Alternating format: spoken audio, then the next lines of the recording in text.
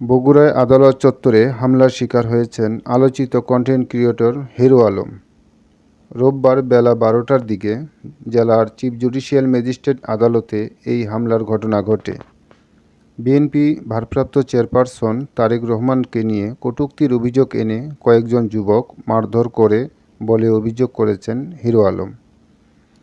বগুড়া ৪ কাহালু নন্দীগ্রাম আসনে ২০১৮ সালের জাতীয় সংসদ নির্বাচনে প্রচারণার সময় মারধর এবং ২০২৩ সালে ১ ফেব্রুয়ারি উপনির্বাচনে কারচুপির অভিযোগ এনে চিফ জুডিশিয়াল ম্যাজিস্ট্রেট আদালতে মামলা করেন হিরো আলম।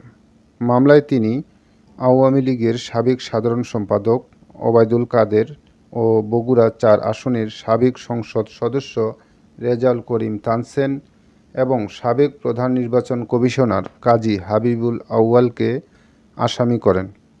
তারই পরিপ্রেক্ষিতে বগুড়া আদালতে আসেন। বেলা ১২টার দিকে আদালত চত্বরে হিরো আলম সাংবাদিকের সাথে কথা বলার সময় ৫ থেকে ৭ জন যুবক অতর্কিতভাবে তার উপর হামলা চালায় এবং মারধরের পর কান ধরে উঠবোস করায়। মারধরের শিকার হওয়ার পর হিরো আলম সাংবাদিকদের বলেন,